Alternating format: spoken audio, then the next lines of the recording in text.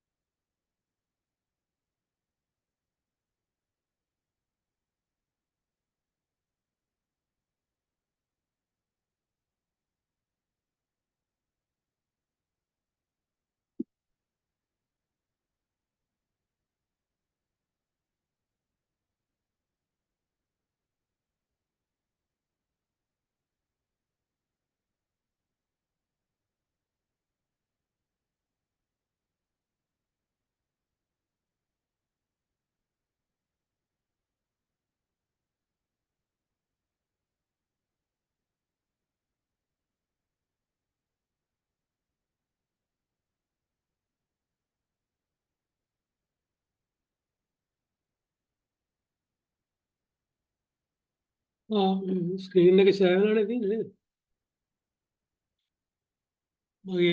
Power point ഒക്കെ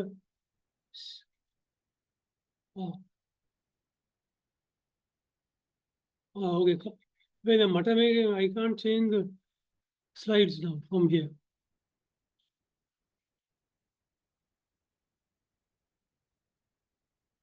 Shall I exit full screen? I think,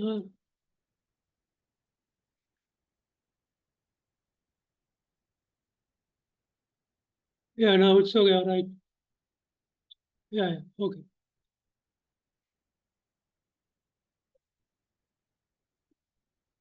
I think now there are about 30 plus.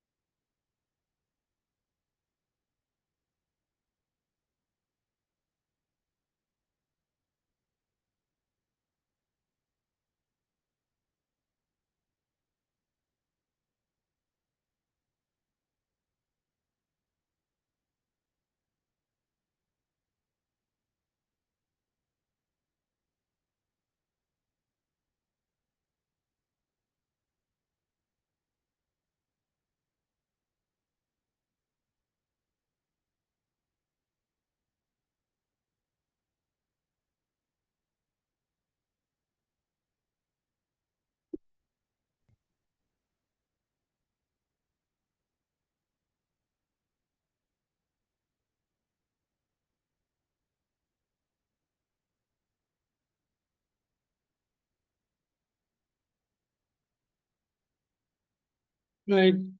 Shall we start now?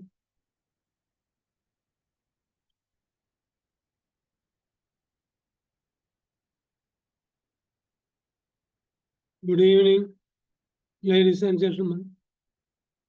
I hope you can hear me. I think we need to have an interaction session because I don't see anybody in the audience, but I need to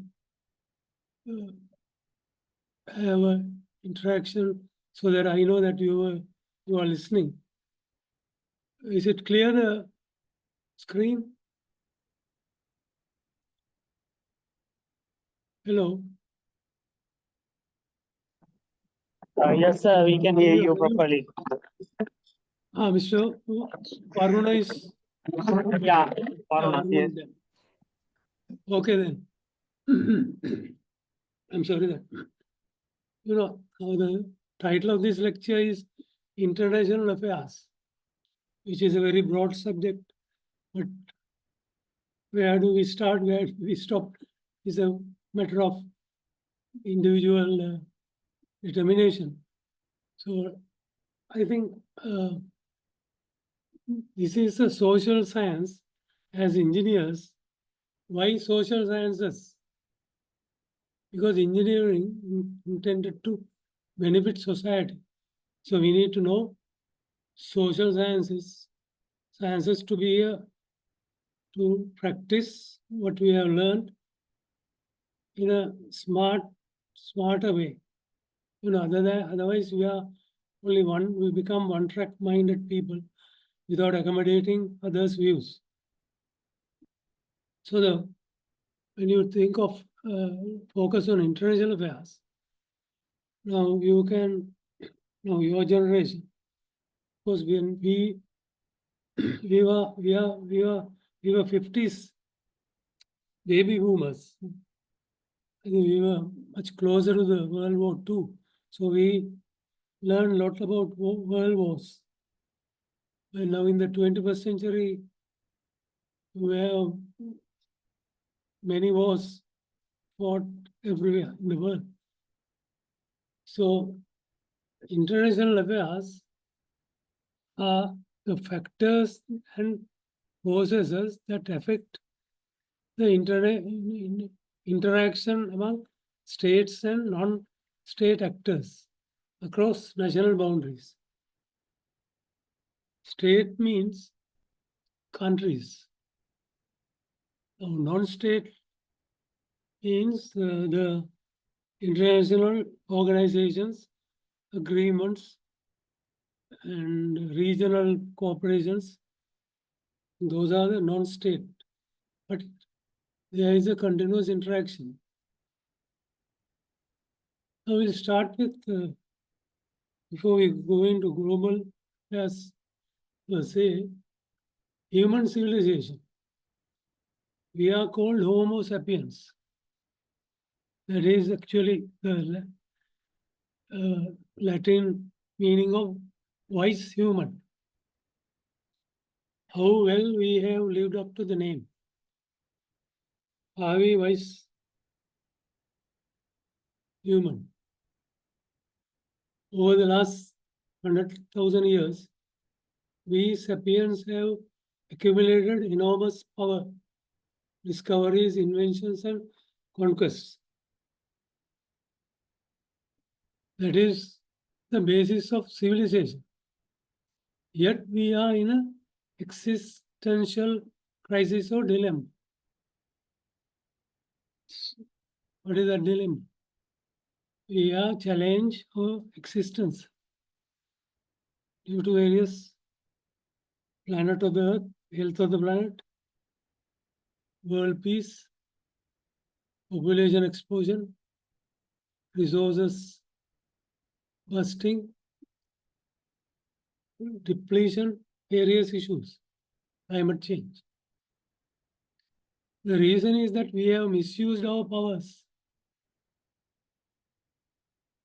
Do you agree that human civilization is primitive as we are fighting wars in the 21st century, exploit natural resources and unsustainable development, lead to unsustainable because we exploit. Instead of uniting to deal with existential crises, what we are doing is stockpiling doomsday weapons. So it doesn't take us anywhere. Then the economic crisis now we are facing. We are not better off in 21st century. Comparatively, we are worse off in the 21st century. Now, in the past 25 years, I think our global economy has not developed. Growth was not up to the mark. We are on the verge of ecological collapse. On the other hand, we are on the verge of ecological collapse due to misuse of power. When I say power, it is not only military power. It is the power to develop, power to invent, power to discover. But those discoveries are not directed to the benefit of the people. Some of them. Power exploits and sustainability is threatened.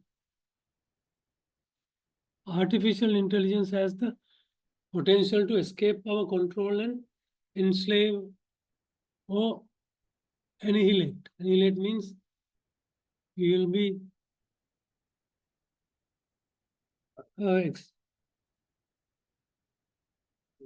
destroyed by our own way of scientific development.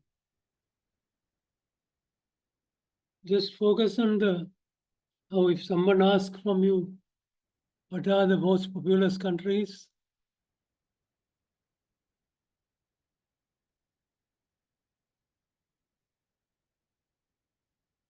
Twelve countries. They are the most populous countries. So now we have hit the world is now 8 billion,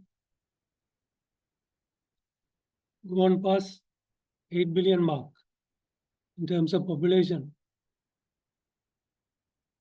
These are the systems of governments or governance systems.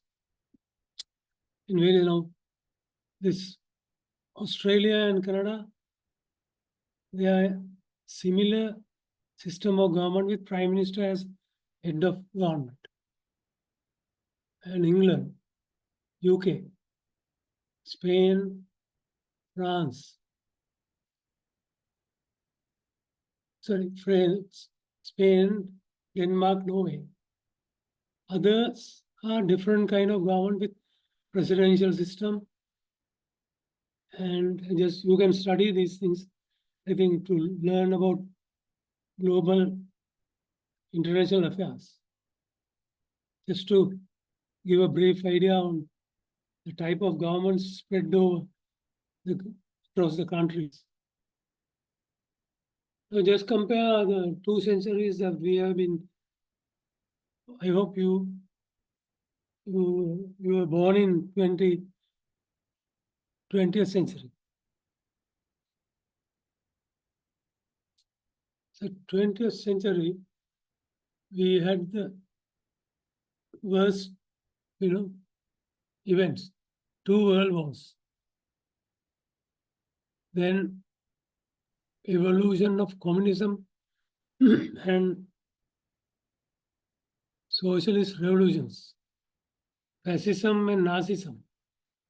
I think it's better you understand these words and what are the characteristics of these political systems. World War II, Holocaust, that is anti-Semitism. Annihilation of Jews is called Holocaust by Nazis. Then establishment of United Nations in 1945. Those are the milestones and key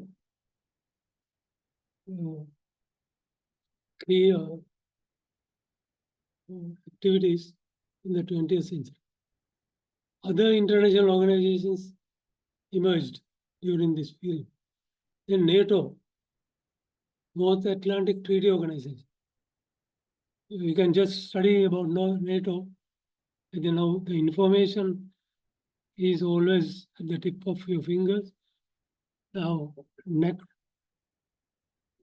of acquisition of knowledge, neck to acquisition of knowledge is something that we need to develop as engineers. Then Warsaw Treaty, Cold War for supremacy, man on the moon, space race, Western talents in the 60s. We saw the artists like Elvis Presley, the Beatles, such like. So the Middle East, Indochina War, Middle East conflicts, Indochina War, dissolution of Soviet Union in 1991, then we saw 14 breakaway states. Then there was an environment summit in Rio on the health of the planet. Those are the key outcomes in the 20th century. In the 21st century, we have challenged by the climate issue. Then we have come together at COP conferences, countries of partners, global warming, CO2 emission, atmospheric pollution, economic debacle, Argentina, Greece, Sri Lanka.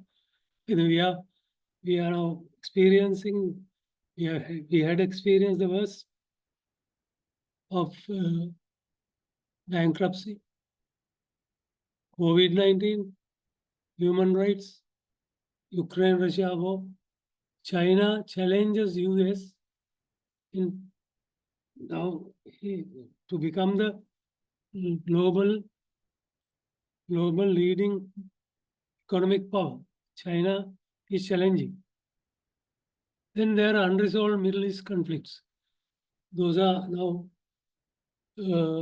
nearly 60 years old. Shifting of global supremacy. Now the global supremacy from US to Asia is gradually shifting.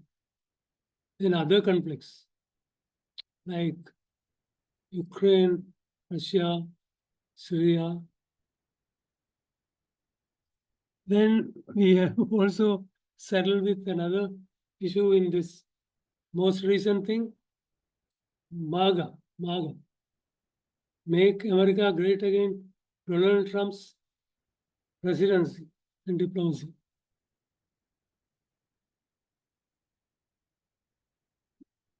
So international affairs encompass a wide range of issues that impact global relations, economic stability, security, human rights, trade wars, and arms race. Those are actually geopolitics tension, climate change, global health. Now we have another race, arms race. Next is AI race. Both may be considered as destructive forces.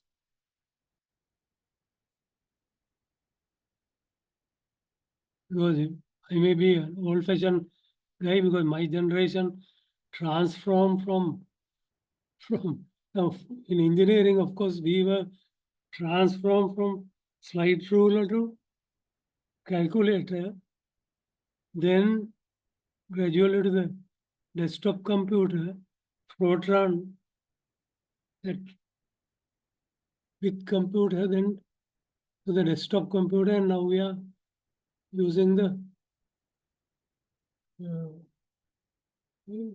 real computers. The UN actually promotes human rights, good governance, and sustainable development. So the UN means most of the 98% of the countries of the world. So I think together the international community can address economic inequalities, technology and cyber security, human rights.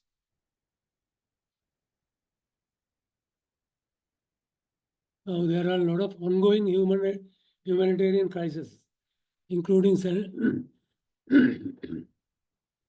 Afghanistan, Syria, and Myanmar, the treatment of refugees worldwide.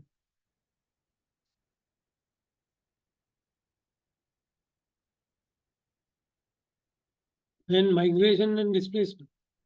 Now the European countries are facing a real challenge because of the Middle East migration and how they cope up with the mass migration due to Israel, Hamas war.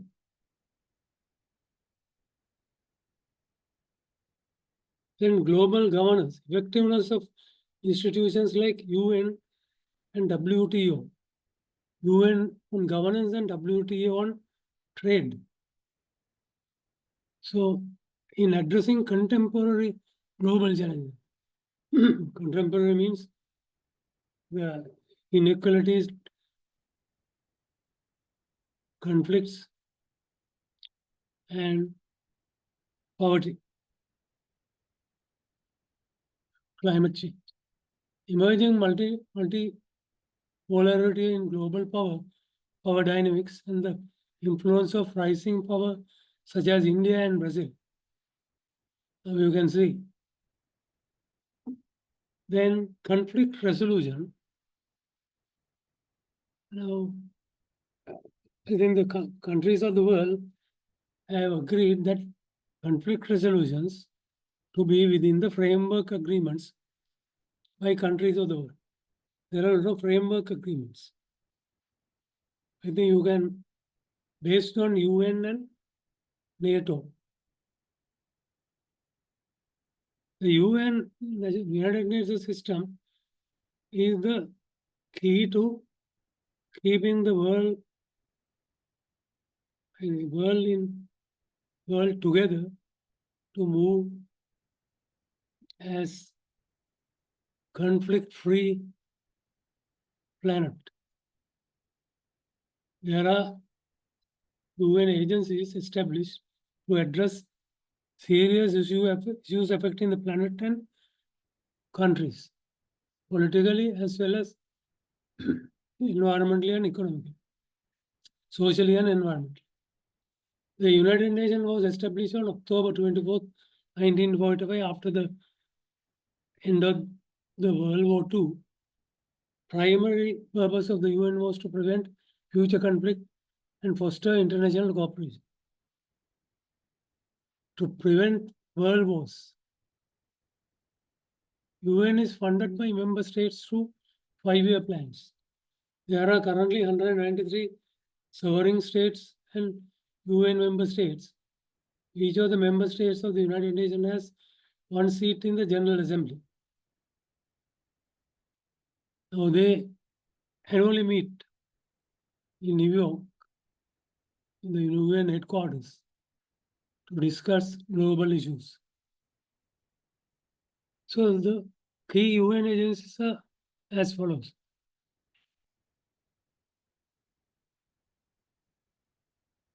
Those agencies are established to address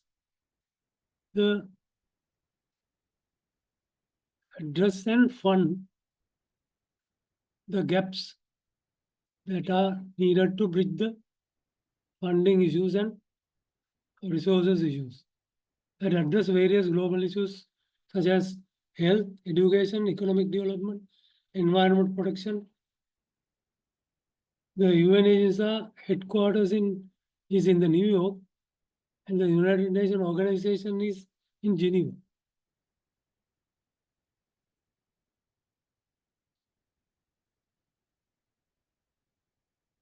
Again, I'm not going to go through this slide. Funding from a member state for the UN system comes from two main sources.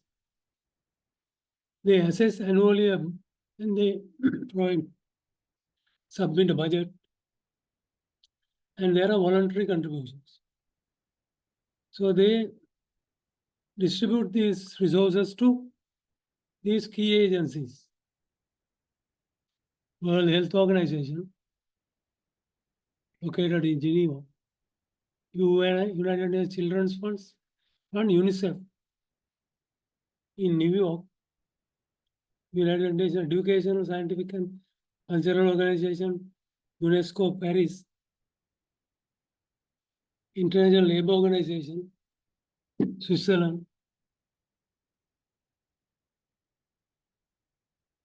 Food and Agriculture Organization in Rome,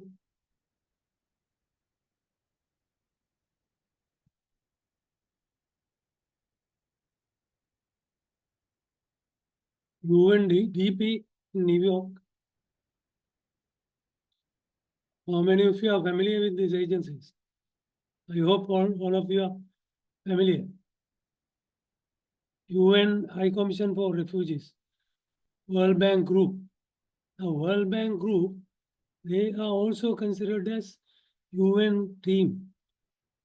World Bank, International Development Agency, ADB, JICA, French Development Agency, and EU. They are all central. Now USA is also there. USA is also part of that. So they are working together if when there is a need for collaboration. That is their main focus.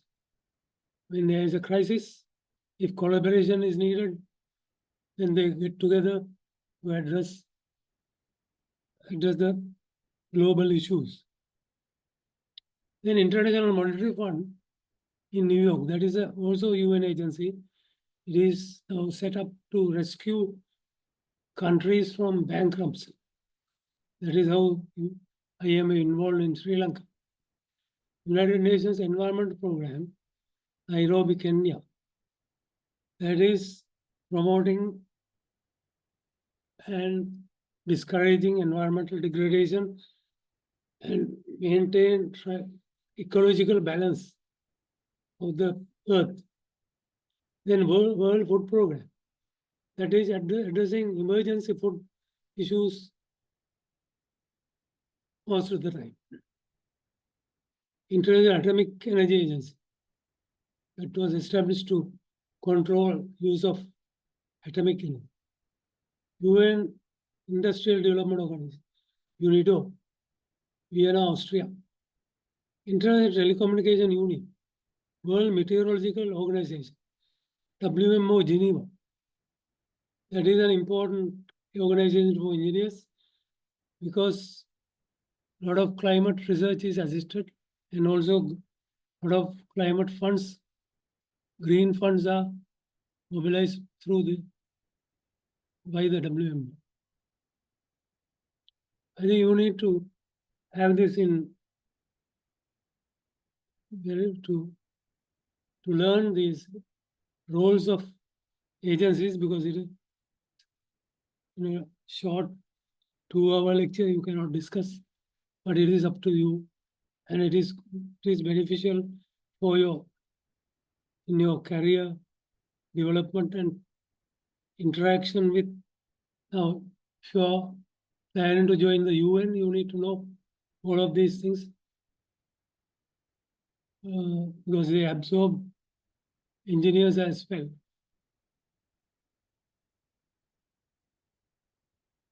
The UN is governed by the charter. It is a fund. The UN nation can take action on a wide variety of issues due to its unique international character and powers vested in its charter, which is considered an international treaty. So UN Charter was established in San Francisco by about 50 nations who met in 1945. UN Conference on International Organization and came into force on 24th October 1945.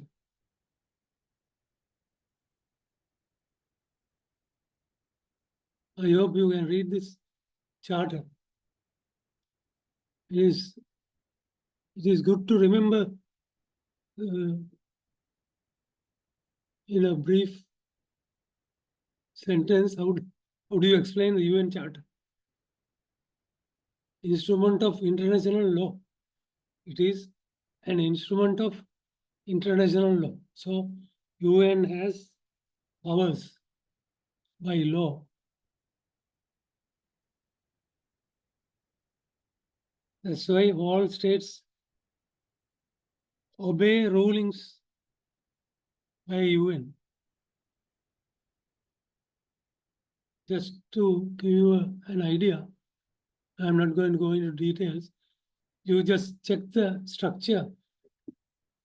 How is the law of nations govern with this institutional arrangement. General Assembly, Security Council, International Court of Justice, Economic and Social Council, then there is a Secretariat. Now, when you discuss about global affairs, we always fall into this international conflict zones. I hope you can hear me well. Anybody responding to me? Yes, we can hear you. Yes. Yes, sir. Yeah, Vijay. Yeah, once in a while you please shout because otherwise I might fall asleep. International conflict zones are regions where there are ongoing or recent armed conflicts. I don't need to. Ukraine, Russia is the latest, and I hope you would have listened to the latest discussion meeting in the White House. Zelensky and Trump. Creation of Israel is has been it was a what do you call? Is it the beginning of all problems, so solving all problems? After World War II and Holocaust, there was increased support for establishment of a Jewish state in 1948. So that is how it was established, and now it's struggling to survive among the Arab nations. Vice versa. Maybe, the conflict is that. And there are other summits. Those are called non-state actors, but collaborative partnerships established to maintain world peace and also trade and support disadvantaged states. Now, G7 summit. G means great.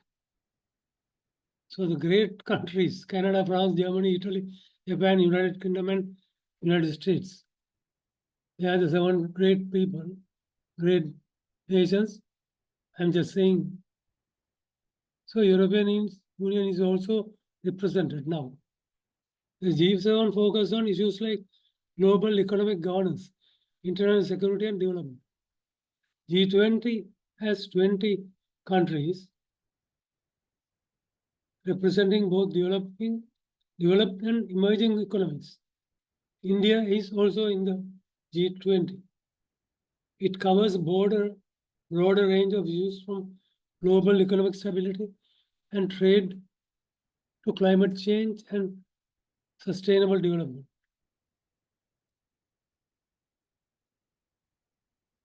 How many of you are familiar with these summits? And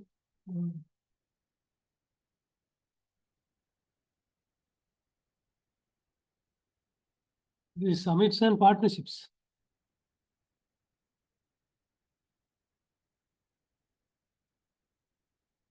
Are you familiar? Can you say something? Hello.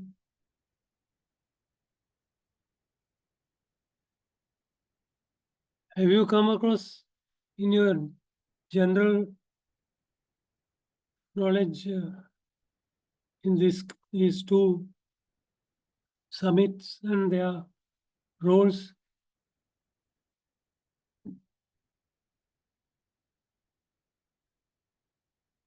Any response? Yes.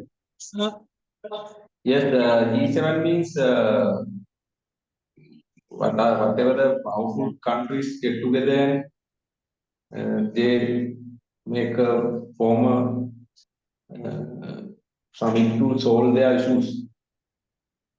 Yeah, not only their issues, global issues. Yes, Now, global. I have mentioned the names of the 7 countries. So they are trying to maintain just, I mean, justice. Justice means fair trade and fair treatment to all the other nations. That is how they act. I think I hope with this lecture, you will be inspired to take up on new knowledge. The engineer should have the knack to acquire knowledge, acquisition of knowledge, it's called. So, when I was a kid, actually, when I was 10 years old, I studied in Kandy Dharmaraj College. I joined the US Information Center. We had a nice library by the American Center. So although I couldn't read or understand English at that time, but I borrowed books. Later, then I was attracted to space science, astronomy, and I could learn a lot about those days. We didn't have TV, no only a radio, but we saw films. 8mm projector, they show films on moon landing. Sometimes they show cricket, West Indies, Australia test matches. So we used to go and watch. That is our beginning. Now there is a thing called hegemonic stability theory. Hegemonic stability theory that also developed after the World War and also emerging when the US emerged as the world leader. During that time, this hegemony is the dominance of one group over the other. Now this hegemony is disintegrating now. The meaning of this word is that somebody is protecting a group of a powerful nation, protecting another set of nations who are showing allegiance to the hegemonic state. HST is a theory of international relations rooted in research from the field of political science, economics, and history. HST dictates that the international system is more likely to remain stable when a single state is the dominant world power or hegemon. Now, when Britain was the hegemonic state, there were others were suppressed. I mean, there were no emerging powers. But in the 20th century, US became the hegemonic state. And now I think US was losing that status. Now let us go back to in 2023, G20 was held in India. In 2024, Rio de Janeiro.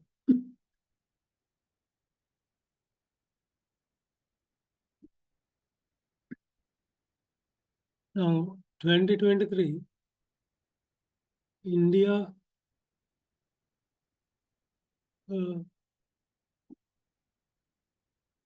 hosted the summit with a slogan, Vasudhaiva Kutumbakam, which means the world is one family. but as of the banner, Indian slogan, under that banner they met. That theme reflects India's belief in the importance of cooperation and solidarity among nations. But I have to express my personal view. In the South Asia, because of India and Pakistan conflict, this slogan does not apply to them, because that conflict has really affected the regional prospects of development. Do you understand? Now today India is not playing in Pakistan. They are playing in Dubai. Because they don't like, they must come to table and resolve their issue, then we will be benefited. We as Sri Lankans, we cannot show our allegiance to Pakistan or India because they are in conflict.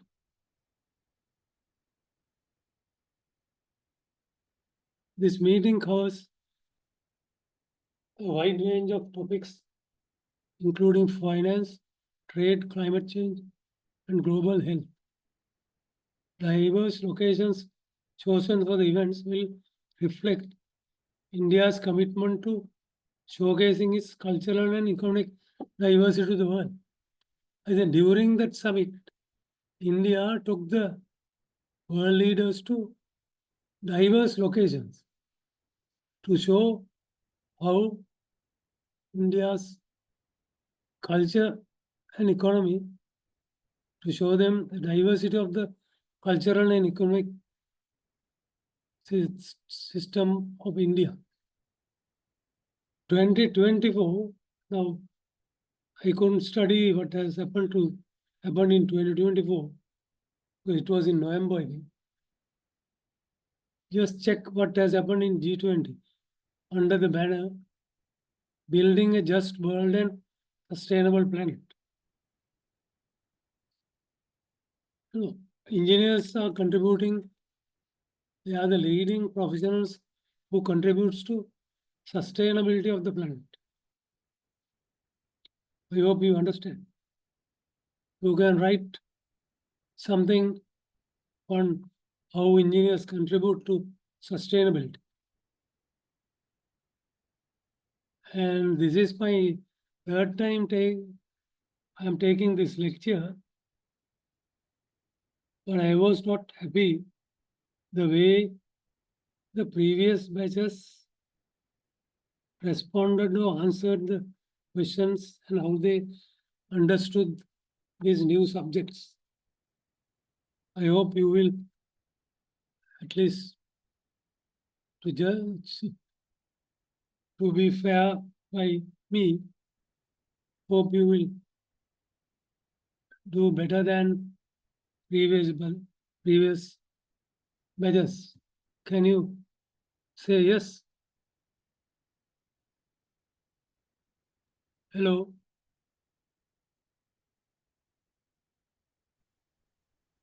Yes, sir. Yes, sir. Yeah, can you at least show something progressive, because if we can't continue to do this if there is no improvement. So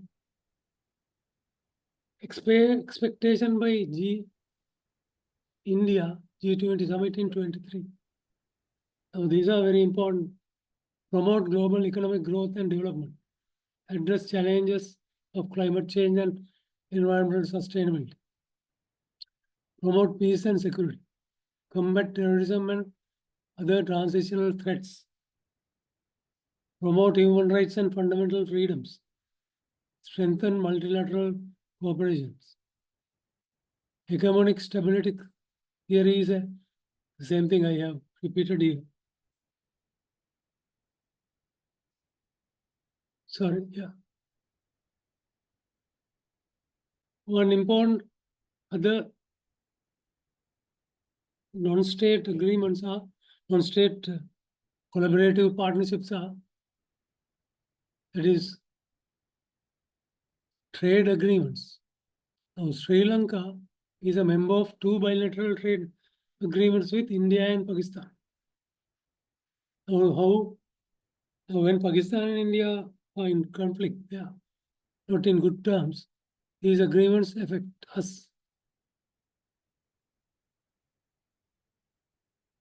South Asia Free Trade Agreements, Asia Pacific Trade Agreements, and Global System Tariff Preferences.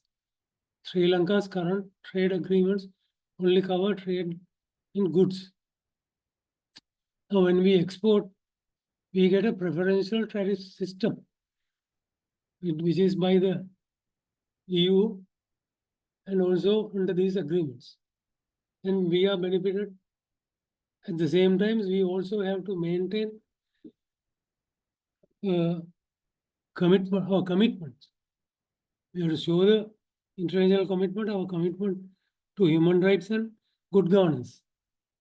Then only they honor our trade agreements.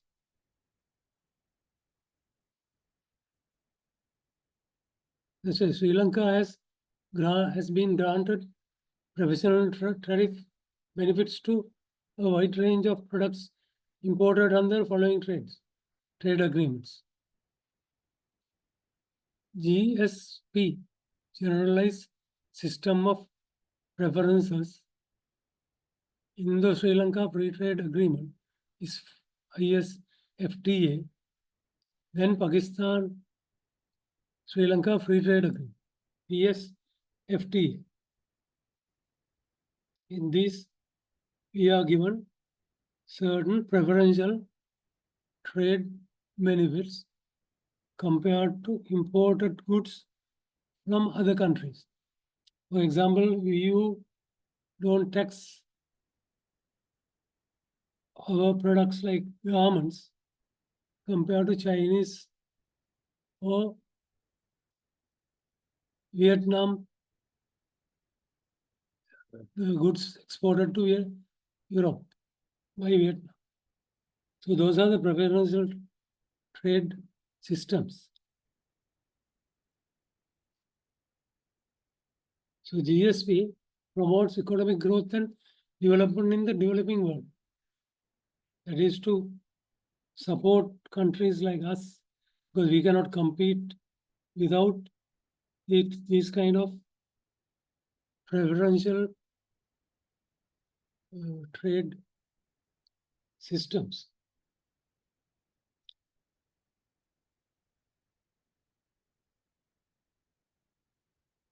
The US is also supporting in a big way to the world's poorest countries to use trade to grow their economies and climb out of poverty. That's Sir. the main focus is, yes, Sir, yeah. what will happen to the GSP under the rule of Donald Trump? Yeah, that's why we have to wait and see, because he's imposing tariff on everything. So far, sometimes we will be affected. Because if that we need to fight means take up these summits. Because now he is actually acting as an awkward person, because he's not honoring the framework agreements.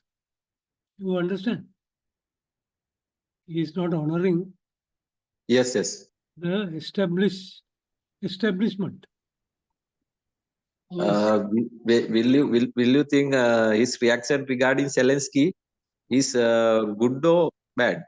Because they put Ukraine into war, and now they are saying.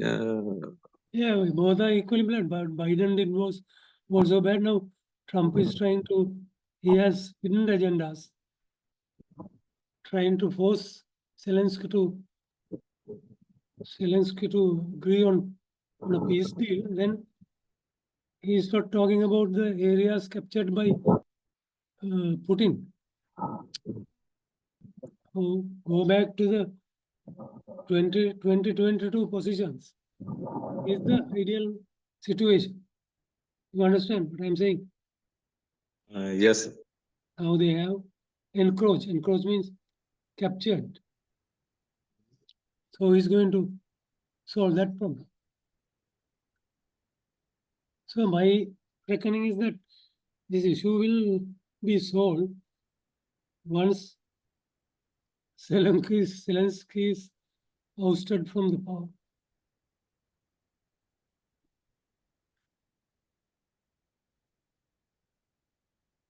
I think it's better that you are following these international affairs. It's good that you listen to the CNN and BBC. At the same time, listen to now Germany has determined how they are, because they don't believe that US is going to protect them. So that is why they are trying to be an independent power.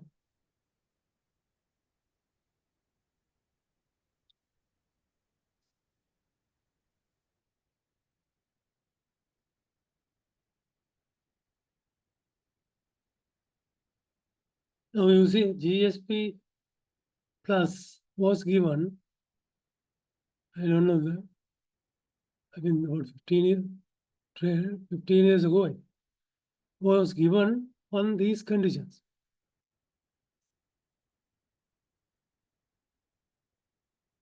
The GSP plus is the special incentive arrangement for sustainable development and good governance that supports vulnerable developing countries that ratified 27 international conventions on human rights, labor rights, environmental protection, and climate change and good governance.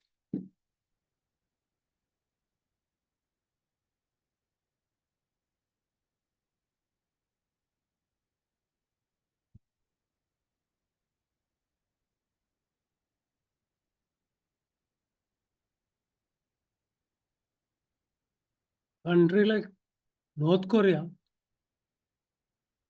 will not get any of these benefits. They are isolated. I think this is an important statement. You need to pursue your knowledge to understand how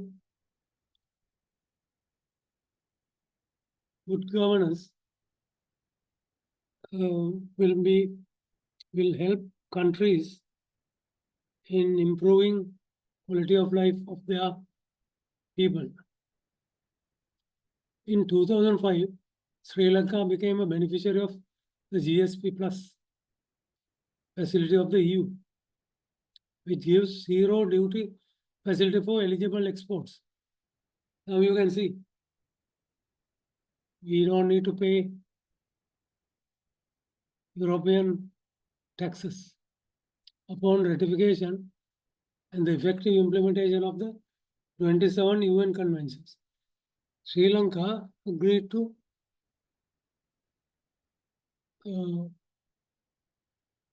ratify 27 UN conventions and in turn became eligible for GSP Plus.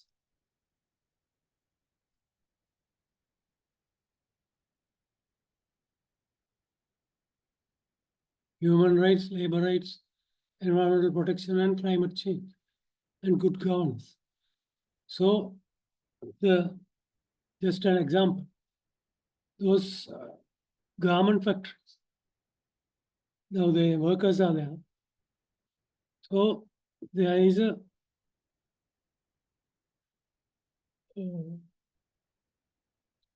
labor law, labor rights, that is environmental health safeguards. You need to implement within the factory.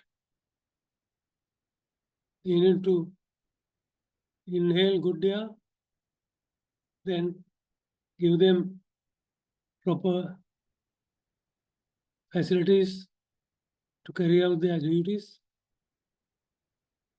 and also not exploit and protect human rights. And also the industries and manufacturing plants have to comply with environment protection.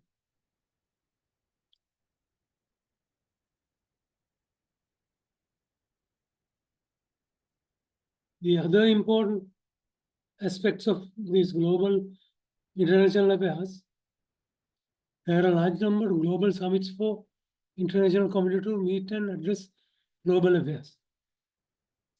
This is very important for engineers. Paris Declaration on Aid Effectiveness. Now, can you focus on this? Now, we used to develop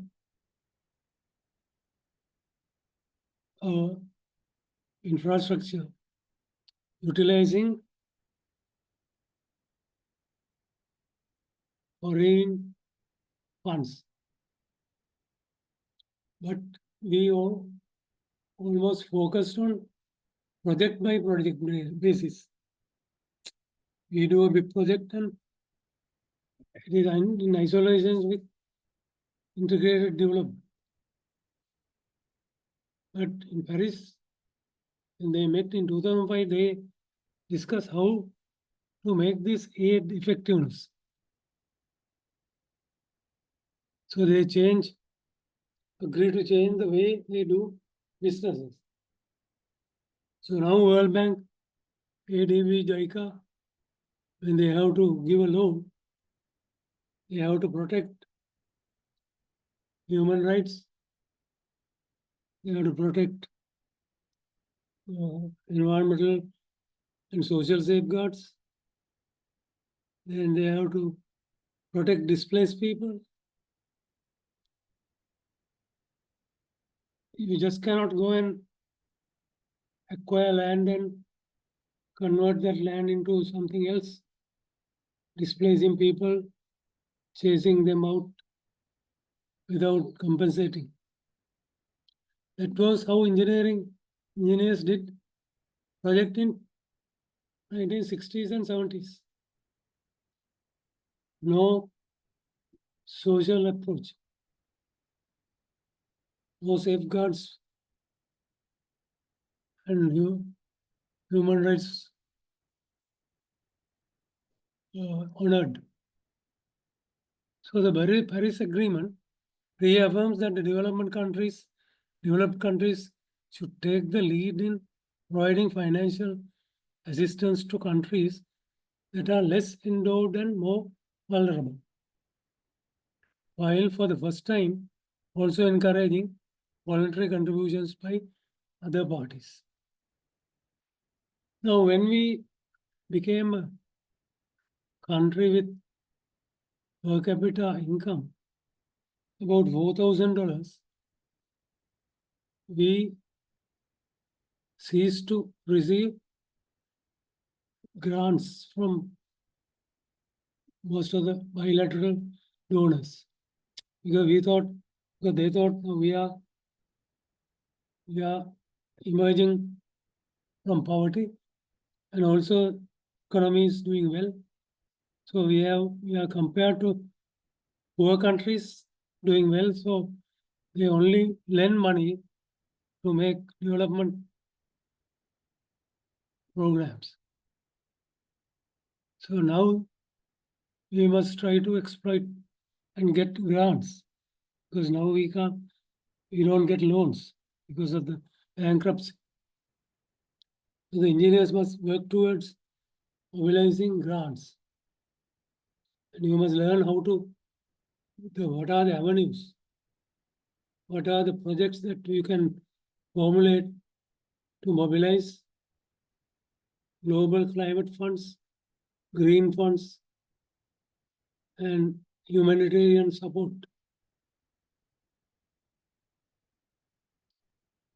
I hope you understand this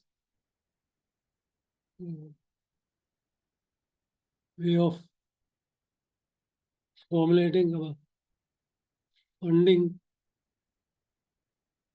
how to invite, how to mobilize agreements with developing nations to have the terms favorable to us. This now we don't get big loans for mega projects because we cannot repay. Loan repayment is now impossible. Organization for Economic Cooperation and Development, there are 38 countries in this OECD group. And they are also supporting countries affected due to poverty and poor economic performance.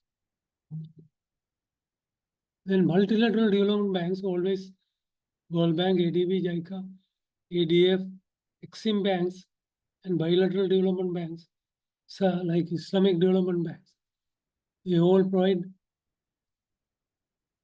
funds on lending terms. But now they say we need to have a domestic policy. They look at the domestic policy. So the lending is based on domestic policy. Policy-based lending. That is the key statement they follow. Now, when they lend money, capital investment to development projects and programs. Also, we are now having an emerging issue of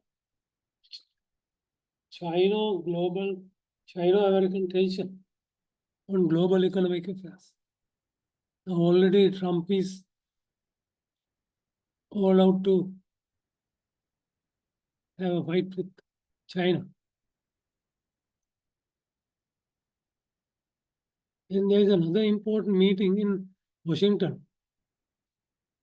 All the World Bank group meet with IMF in Washington with ministers of finance and development. Sri Lankan, in April, they go, Sri Lankan finance ministry is attending this meeting and discuss. Sometimes parliamentarians also, other parliamentarians go and sit at the meeting as observers. Private sector executives, representatives from civil society, organizations and academics to discuss issues of global concern, including the world economic outlook, poverty, eradication, economic development, and aid effectiveness.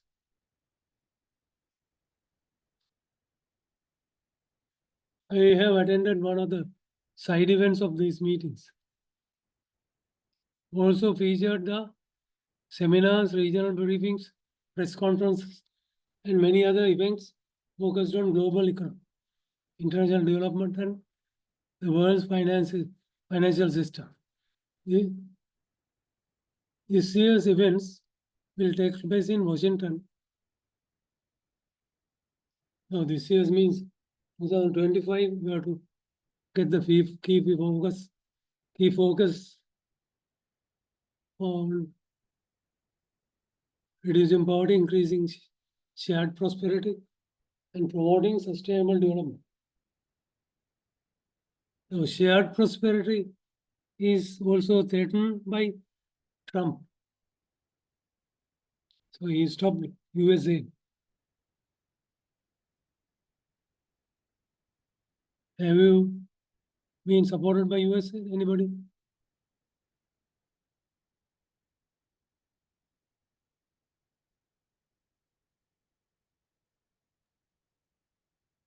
Sorry, And there was, we we didn't hear last what we told. last means this slide. Yes, yes. Yeah, what is the question? No, did you ask any question? Yeah, I ask whether you benefited by USAID funds. You means not individually, any programs. USA? Yeah. No, sir. Now it's a big problem to the world, no? Yeah. Now even Sri Lanka is discussing. Hmm. Now, so we had to wait till Trump's go.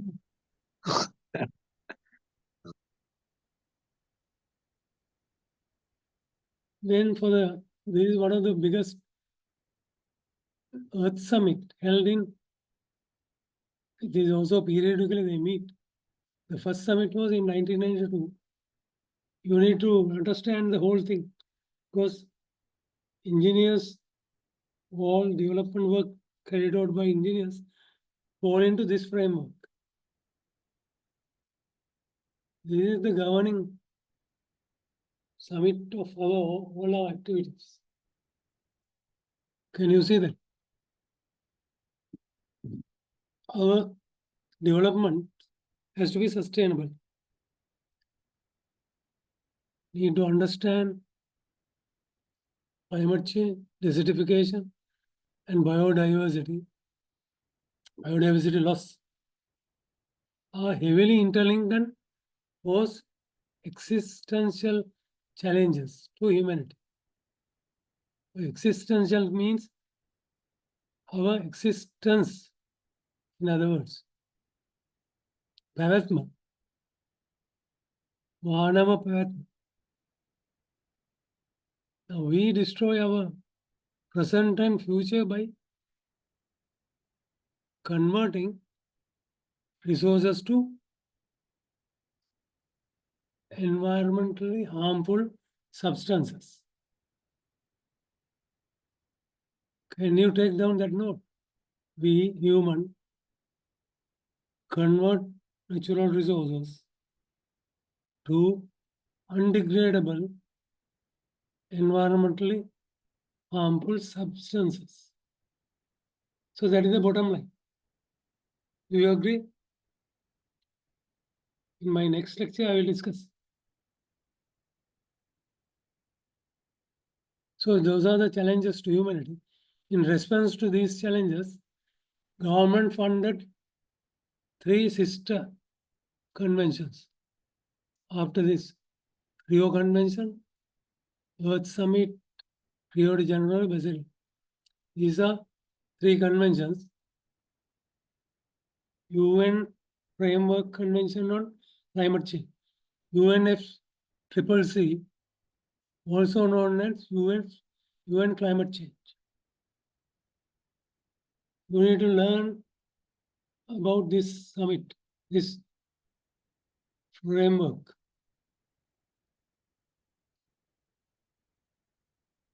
What are the agreements by individual countries? So Sri Lanka agreed to report on national conventions, national communications, and nationally determined contributions on climate change challenges. The Convention on Biological Diversity, also known as UN Biodiversity. And the other is UN Convention to Combat Desertification. The 3 Rio conventions are the results of concerns over similar environment and development issues and have their sustainable development at their hearts. You have the sustainable development in your hearts when you apply your engineering skills to development activities. So as you know what is sustainability, then you know I am just elaborating the conventions. These are the 20 Article 21 of 21st century. How we should face 21st century. 1992, the article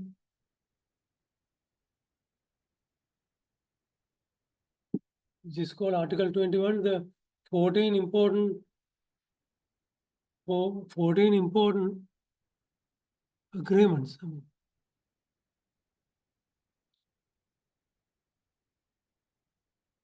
Can you go through this? I don't need to go read out.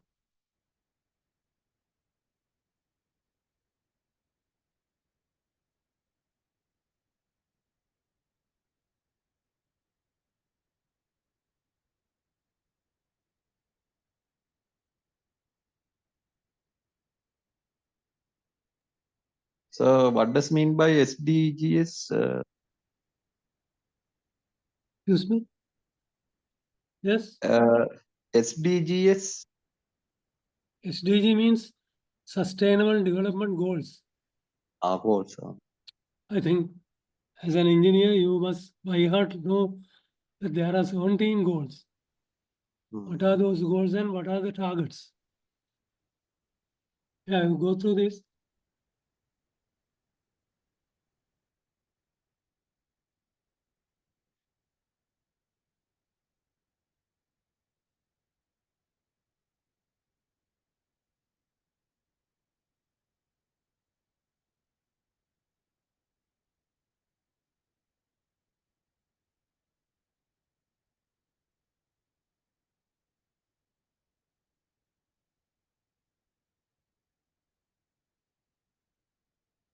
You see, most of these things are applicable to our profession. I think almost all the 14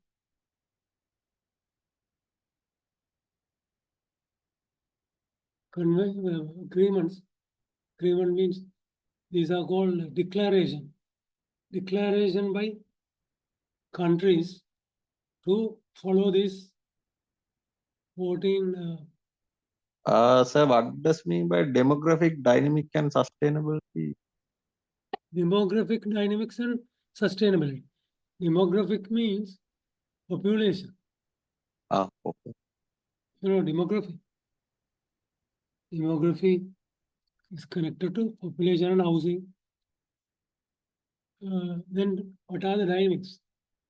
And how now we know that 8 billion people in a target, I mean 8 billion mark is now we have passed. What is the population that we can sustain by the planet?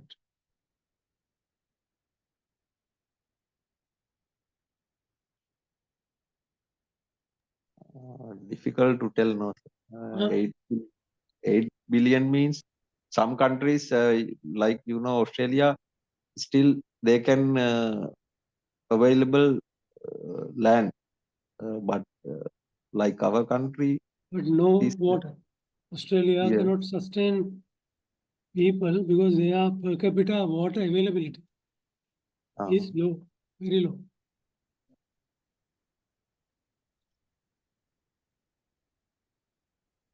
But they are all barren means those are not environmentally sound lands for human habitat. Australia, the central part of Australia, mostly desert.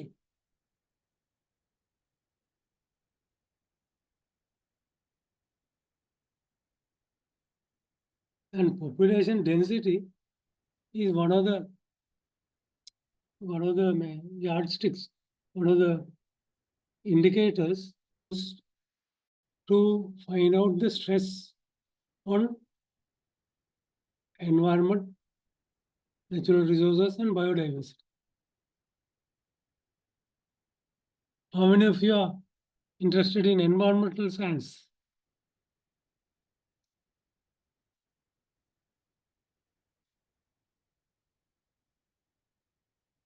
I don't agree if you say that I am an electrical engineer, I am a mechanical engineer.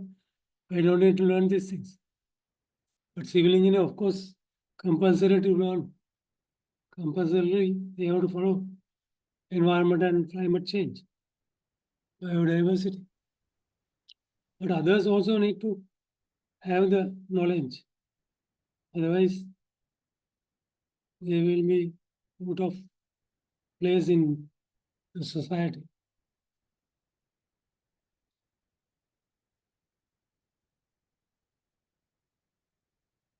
Promoting sustainable agriculture and rural development. Now, sustainable agriculture, now, for example, if we use all level land to cultivate inefficient crop. Inefficient crop means a crop that is not yielding the desired amount of product per unit of land. You understand that? So those are the things. When you think smart, you need to learn how to argue with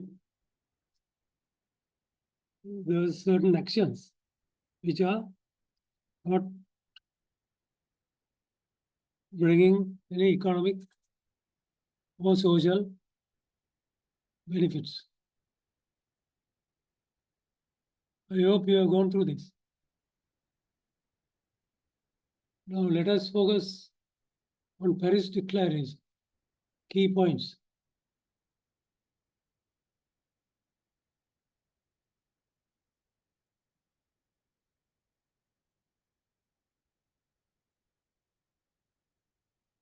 I hope you are reading and understanding the statements.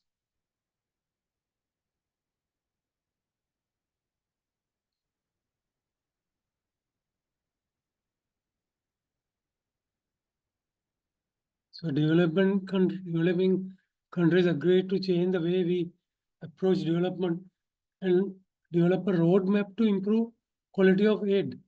Quality of aid means now, for example, we get a World Bank loan, and how we utilize that money.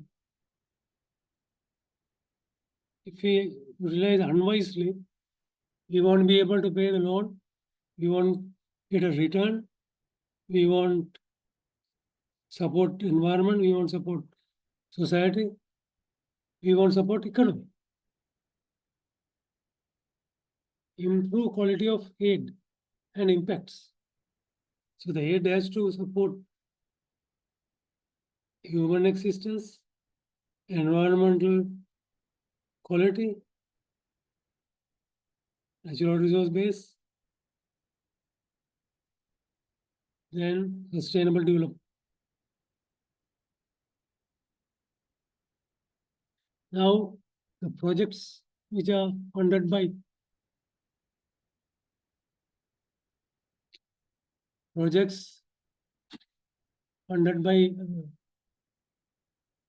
donors, we have to take the ownership. Developing countries need to learn the ownership. Then how the projects are aligned.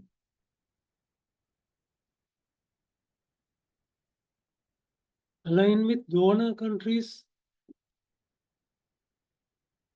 how they lend money and their strategies, and also global agenda. And also it has to help local strategies. Harmonization, donor countries and organizations coordinate their actions, simplify procedures, and share information to avoid duplication. Now, they need to harmonize with in-country activities. managing for results. You have to learn this technique, managing for results. As engineers, there is a project management theory and also investment strategy based on managing for results. Then mutual accountability. We have to be accountable to what we are investing and also what we are producing. Development results. When we invest, we need to target on development results. I think you have to learn this important messages in this slide. The bottom line is policy-based lending. The owners will see how, say, naturally we have adopted these principles, 6 principles in development efforts. These are policy-based lending. Now look at the sustainable development.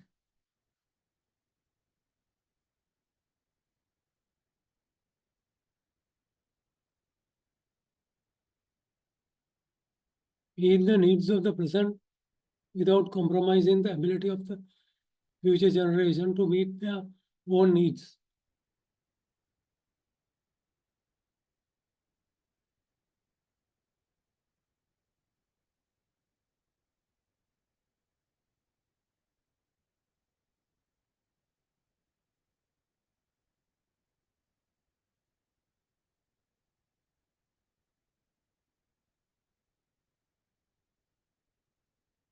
This has to be by heart. You have to learn by heart. What is sustainable development? That if you convert through development, you convert natural resources to harmful substance, then it is not sustainable development.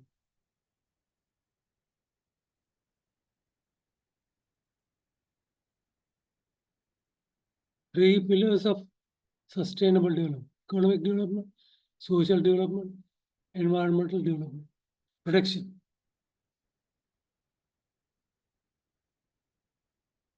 Now I will show you the Venn diagram. This is very important to understand.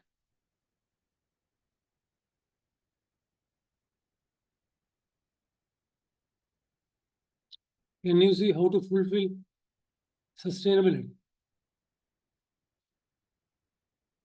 It has to be social sustainability, environmental sustainability, economic sustainability. Now there are common areas, bearable. The development has to be bearable, affordable to the beneficiaries. Equitable means it has to be, development has to be justified and also distribute benefits to for everybody, not to a fraction of a group of people. Viable is, say, economic and environment. The common area is viable. It has to be viable. No permanent damage. If you do a project, it has to, you have to see that there is no permanent destruction to environment.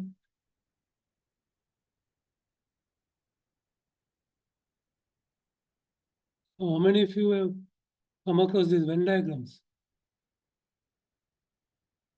When you analyze your, so everything, once everything is fulfilled, equitability, viability, affordability, it's sustainable.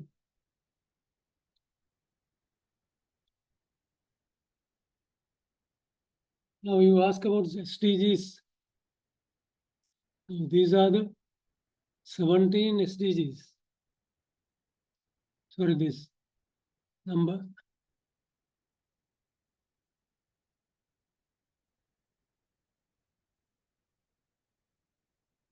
You can see there are 6 goals based on rights and fundamental rights and human rights.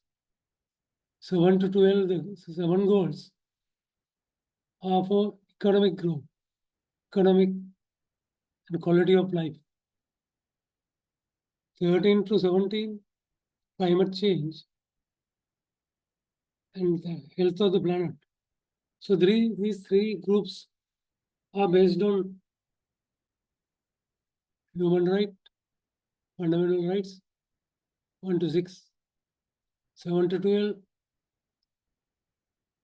economic development, quality of life, and the other 13 to 17, health of the planet.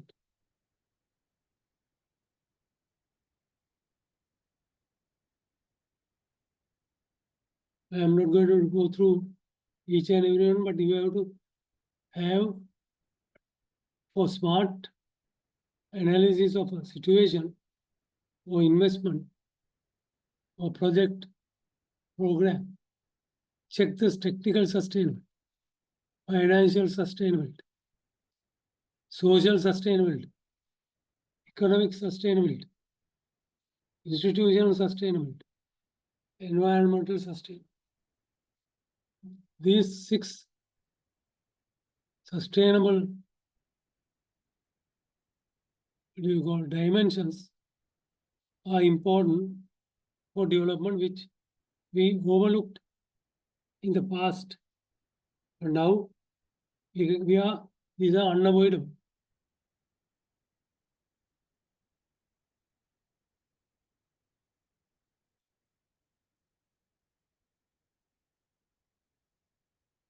Now, this is something I want to present. The world body, that is the UN, has recommended a ban on cell phones in schools. How many of you are aware of that?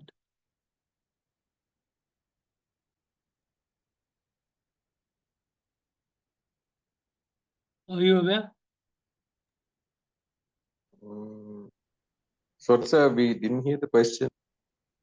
Question is, now UNESCO recommends a ban on cell phones in schools.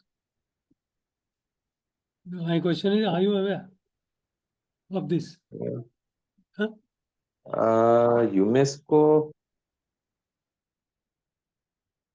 UNESCO is United in Education, Social and something.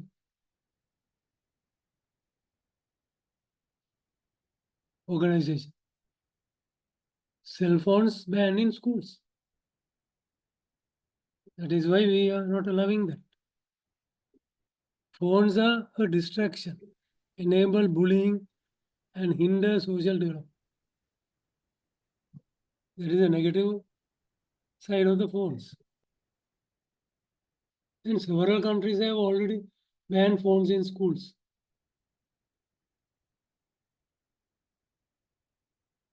Surely, now, when we were small, we didn't have any of these things.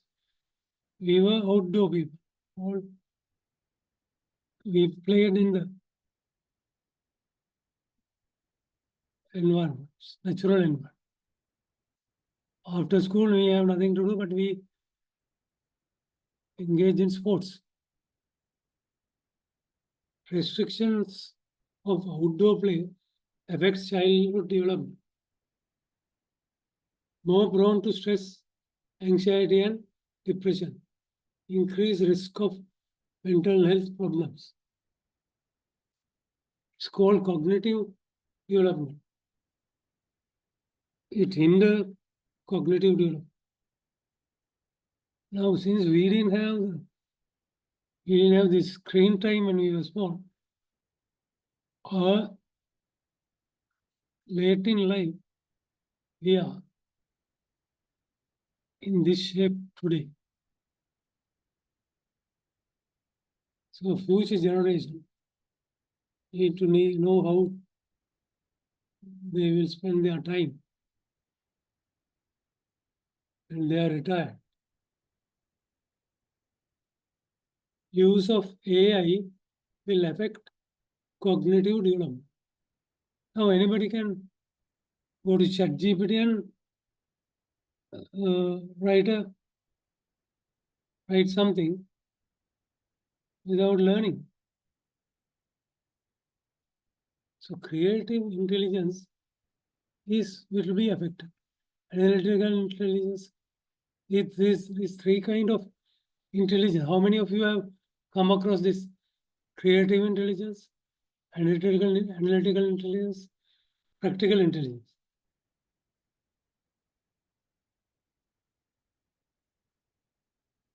Have you learned about this? All these things will be hampered if you over rely on AI. Will lead to lack of critical thinking and creativity.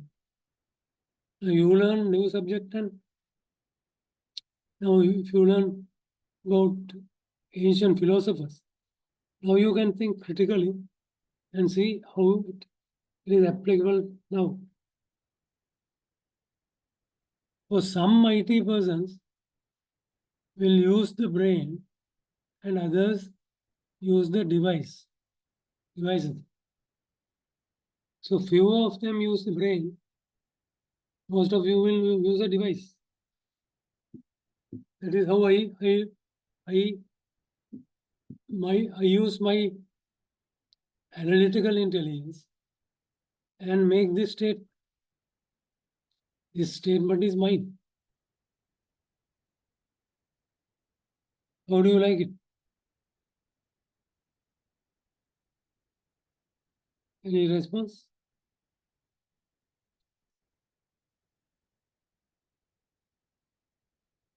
I want to have something, some answer.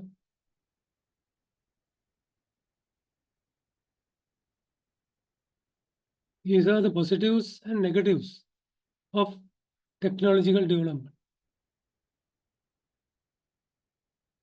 Can you go through, please?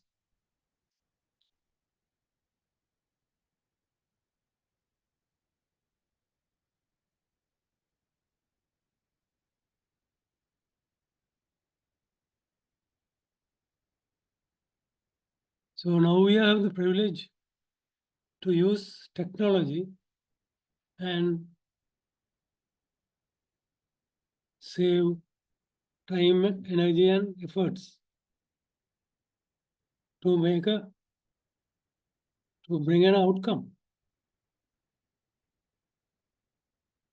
At the same time, there are negative effects, lack of attention, physiological effects, health issues. There is a thing called e-thrombosis due to computers and cell phones. Some of the, I don't know whether we have cases, but most of the Western countries, there are cases of awkward behavior of youngsters, young generation, awkward behavior.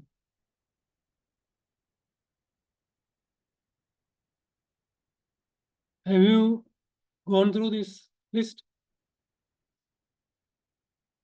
You can add. You also can add. Anything I have missed?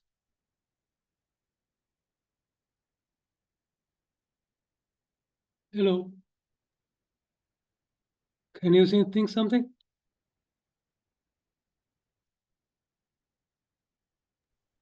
No, sir. No. Please, you must come out with something. I'm not a big, not a specialist on these subjects, but I have laid down some ideas. Not ideas, facts. Sir, I have gone through this past paper of the last year. Then you have taught a very vast area of the subject. Yes. then I'm a bit got feared actually that I can Scared, be able to scared of the conclude subject. whatever. Yes, sir.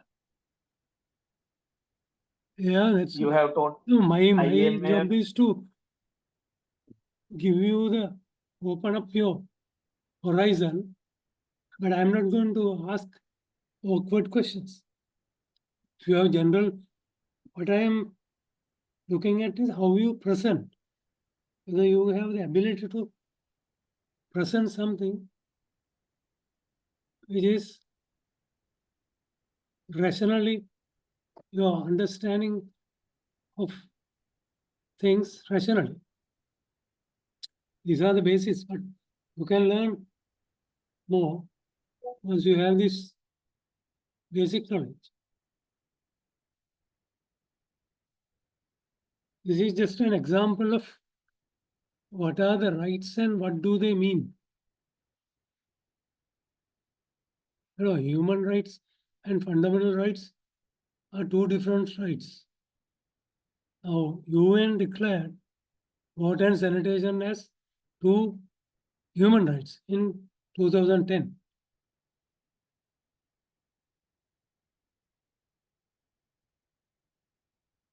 This is very important for a citizen. To be a well-informed citizen, you have to understand these rights.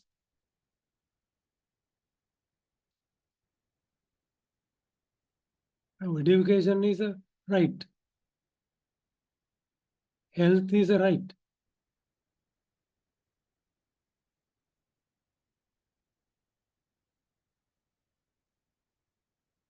Now, this is the central transformative promise of the SDG agenda. First, human rights-based approach. Those are called universal values. Alignment with international norms and standards. Human rights-based approach. Then there is a promise, transformative promise is LNOB, leave no one behind. Our development in the past left many people behind. You have many examples. Now we cannot afford to do that. You know, the Victoria Dam. It's a very good development, but there were people affected due to that development. So we ignored their affected. That is by equity and no discrimination. So beneficiaries and affected party are unavoidable. Then you treat them equally. Affected parties should not be discriminated. Through effective and meaningful participation. Gender equality and women empowerment. Robust accountability mechanism. This diagram I prepared for you to understand. Universal values. Universal values means they are very important in having it in the back of your mind when dealing with humanitarian issues. Sir, excuse me. Yeah, Sir, again explain that LNOB, please. leave no one behind. Okay, sir. Thanks. Leave no one behind. Kisivaku magaharan when. That is how I translate. Okay, sir. Thanks. So role of engineering in the society, 21st century. I think you can go through this. I am now getting tired also. These are very good points.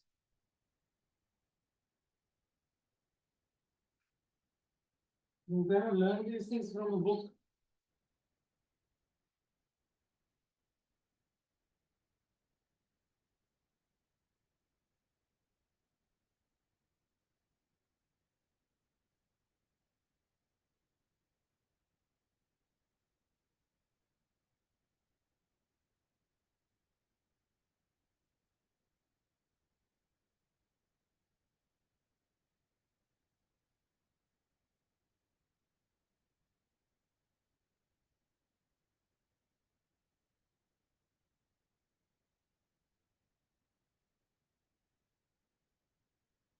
Now the B paper, one of the objective is to highlight role of engineer in the society. That is how they called it. ICE, the UK civil engineering, not civil engineering, Institute of Engineers, they give charter. MIC was given to those who pass the paper on engineering society.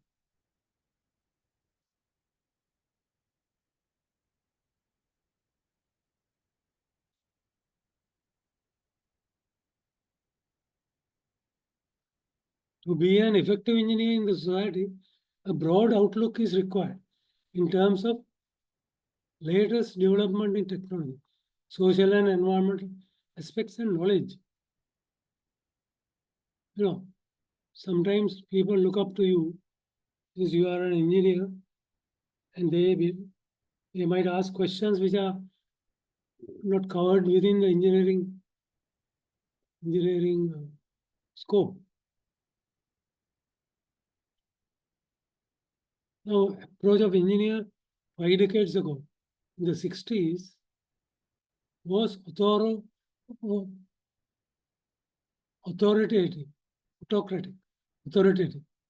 We focus only on the development of infrastructure, overlook many aspects related to sustainability, social and environment.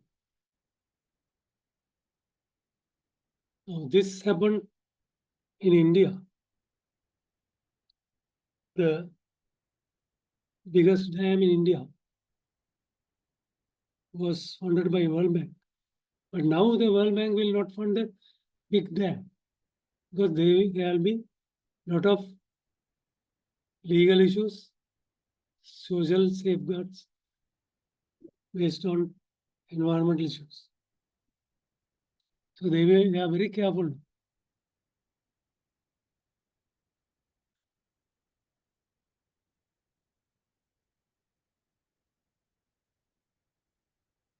Have you gone through the list?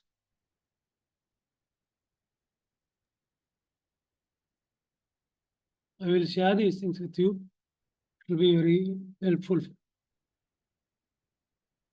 I hope you have done.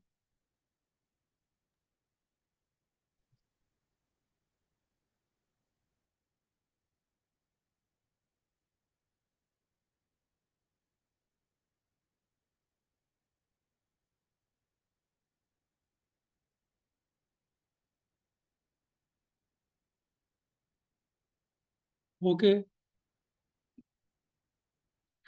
Hope you understand.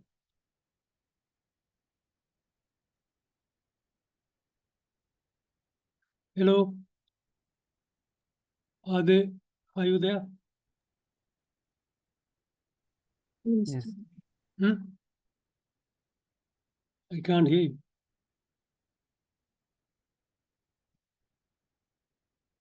The takeaway from the presentation.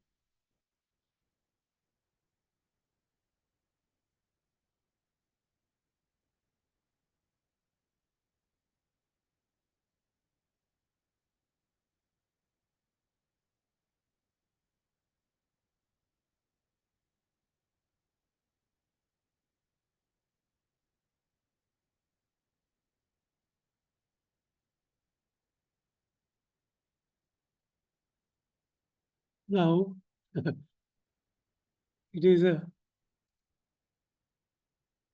something, everything I have put it in one slide is also a challenge. I have put everything in. BSc engineering is the gateway to universal knowledge. Hope you agree. Can you say yes? Loudly.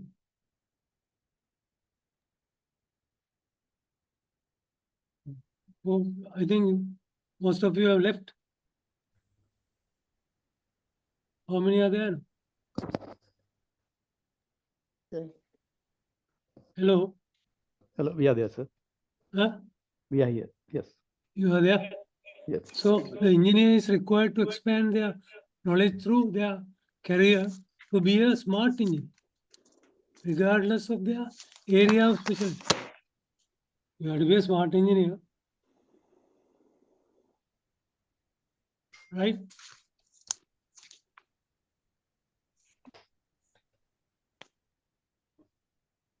You should not have any hidden agendas, but you have to be a smart engineer. Essentially, engineer must have a, can you read the whole statement?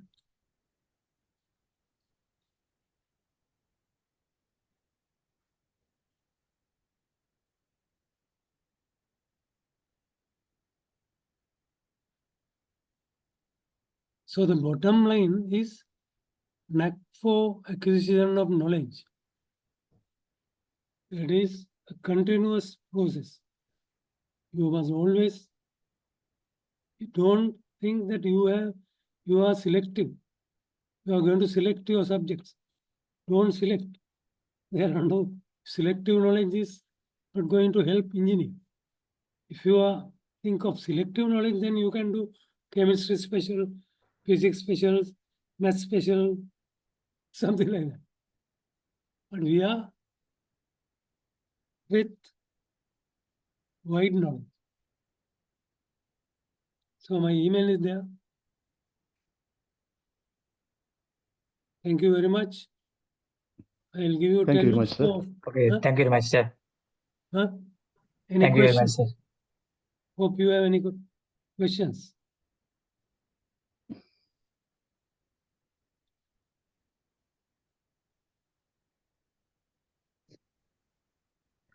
Do you have any questions?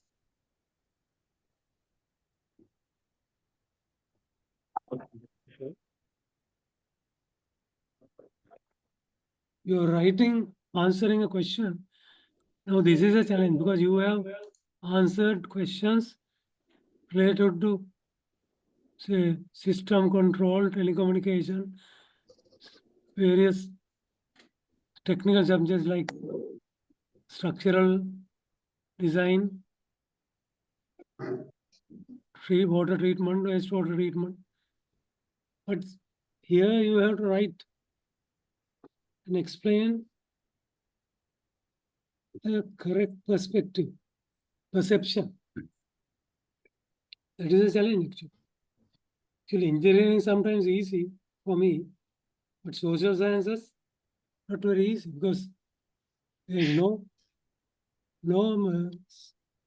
direct answer.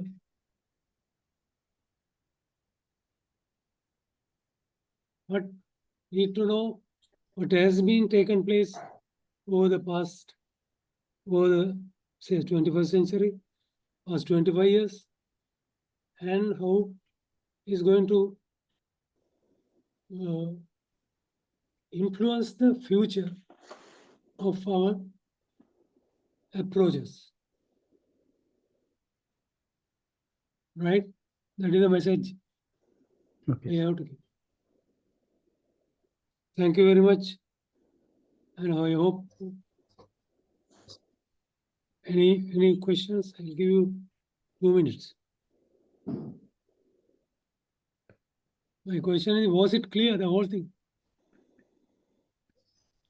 So it is clear, but we have to go through again.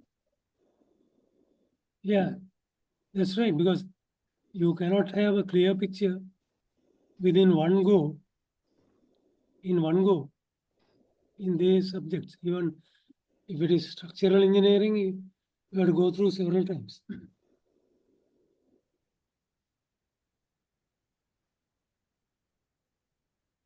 Okay, then, thank you very much. Thank you very much, I sir. Good hope I night. will share this Thank you, sir. with the ISL, and you will be able to get it. Okay. That's so. Okay, sir. So will you join for Thanks. the other lecture day after tomorrow? Yes, sir. What was the subject, sir? You are And going. global environmental challenges. Okay, sir. We Don't will think join. that environment is Sir, day after not tomorrow, your- no? Yeah. Don't think environment is not your area, but it is more everybody's business. Right? You understand? Yes, sir. Okay, thank you very much.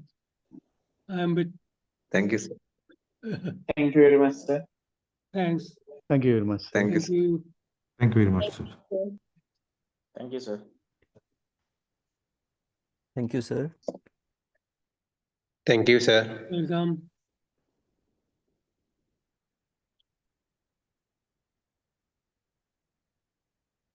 Okay, then see you again next time.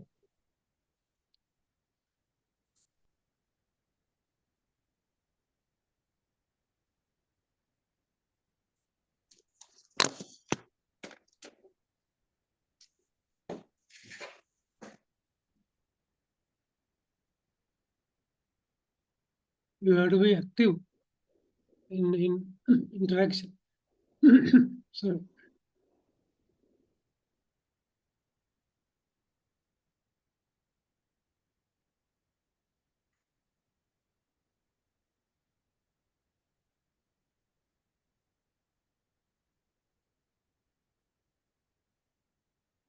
I am leaving. Thank you.